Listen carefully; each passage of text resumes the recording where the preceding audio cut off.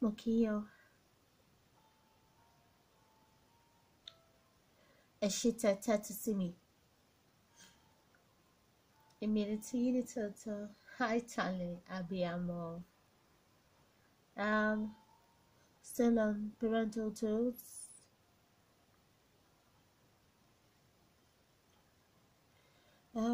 Lára àwọn helpful hints tí mo ní fún wa as parenting couples, àwọn tó jẹ́ òbí, tá jẹ́ couples, tá ń parent àwọn ọmọ wa.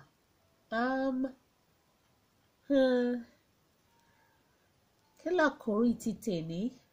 Working on the same page. Ká jọ máa ṣiṣẹ́ pọ̀, ká jọ pẹnu pọ̀ sójú kan. Ká má máa undermine ara wa, ká jọ gbọ́ra wa yé.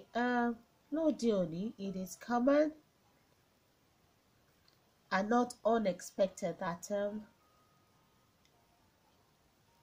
and in different ways tá ṣe máa ń deal pẹ̀lú nǹkan, tá ṣe máa ń handle nǹkan.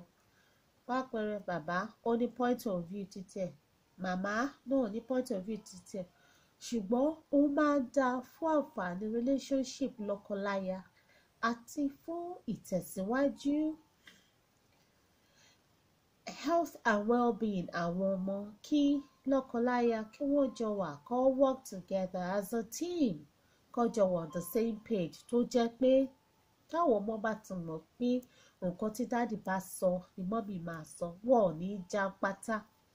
Ṣùgbọ́n tí dáàdì bá gbé sókè tí mọ́mì gbé sílẹ̀, ṣe rí pé wàhálà ti wà, because it's only natural àwọn ọmọ ọkọ̀ máa play against each other. Ṣùgbọ́n tẹ́ bá ti jọ panupọ̀ sọ pé báyìí ni bẹ́ẹ̀ náà tẹ̀lé, ibẹ̀ ni kẹ́ ẹ dúró sí, ó máa ń dá. Ó tẹ̀ máa ń make parenting, àmójútó àwọn ọmọ, ìtọ́nisọ́nà wọn, ó máa ń mú rọrùn. Yes, ọkọ àtìyàwó, they are from different backgrounds, different family upbringing, different family setup, different values, different expectations, and each is bringing to the table different skills. Gbogbo àwọn unique attributes yìí ló make up the home, especially where we have the mom and the dad together as a couple. So ó máa ń dá ká wá unify gbogbo àwọn different things tá a mú wá sí table as parents, ká wá sopọ̀ ká fi ṣe ẹyọ kan, ká wá máa fi tó àwọn ọmọ wa sọ́nà. Yes, mọ̀ pé like in today's world we have stress, we have pressure, societal demands here and there, but ó máa make it quite hard and at times tough to be team members, to be active, interactive member of the team. Pàápàá jùlọ when it comes to daddies and mommies, so daddies are always the head of the house. Daddies are always hard on the children while the mom is a soft one. But even at that, actually work together as a team, especially when it comes to routine, rules, when it comes to rewards and consequences. Ó máa ń dá as a couple ká jọ panupọ̀ tó àwọn ọmọ sọ́nà. Tí mọ́mì bá sọ pé bẹ́ẹ̀ ni, kí dáàdì support mọ́mì bẹ́ẹ̀ ni, bó tilẹ̀ jẹ́ pé láàárín ẹ̀yin méjèèjì ẹ̀ tí jọ agree. Ó máa ń dá kí dáàdì máa undermine authority mọ́mì lójú àwọn ọmọ pé àjọ agree, tàbí kí mọ́mì máa undermine authority dáàdì pé ẹ sọ bẹ́ẹ̀ fún mi lójú àwọn ọmọ.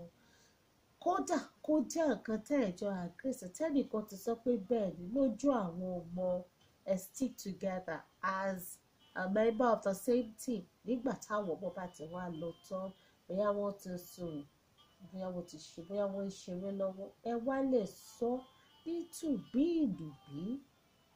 ó dẹ̀ inform mi ìgbà wo lẹ́dẹ̀ tún ṣòfin ìyẹn o. Then make the necessary amendments because lọ́pọ̀ ìgbà mo ṣàkíyèsí pé àwọn daddies àti mummies wọn kì í sí on the same page pẹ̀lú àwọn ọmọ sọ àwọn ọmọ máa ń play wọn like wọ́n ti mọ nǹkan táwọn lè sọ fún daddy wọ́n ti mọ key ní daddy wọ́n ti mọ button mummy tí kò yẹ kó rí bẹ́ẹ̀ so inú mi máa dùn tí couples parenting together especially daddies and mummies tó bá lè wà on the same page kọ́ dẹ̀ má máa undermine each other.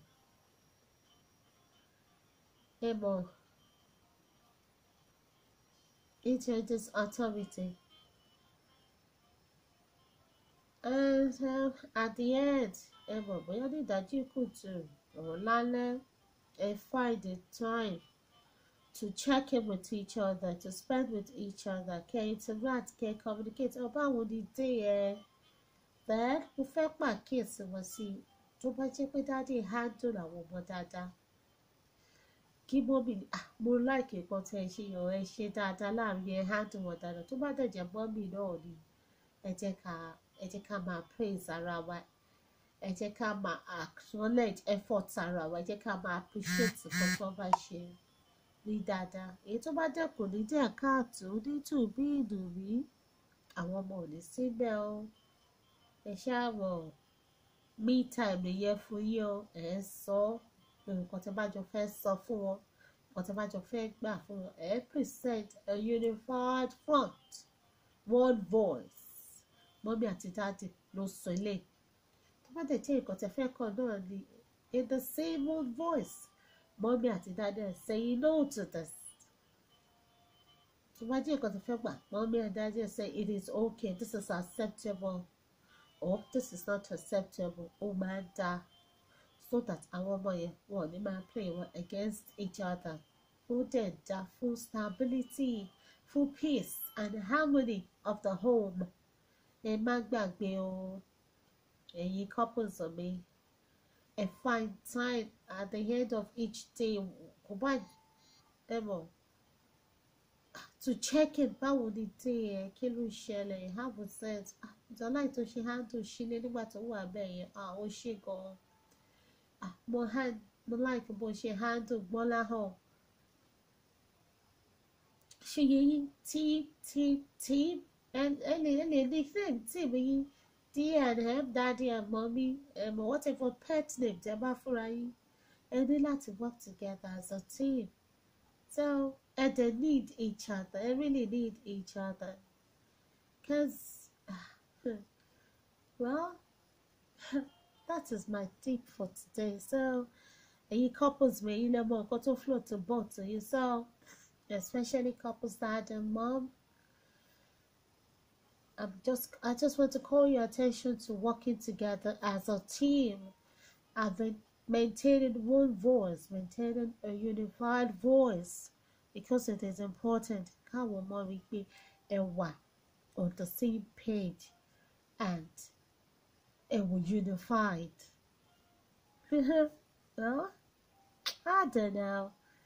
Well, tẹ́bùwà fẹ́ni nìyẹn bá mi try ẹ o ó ń ṣiṣẹ́ o.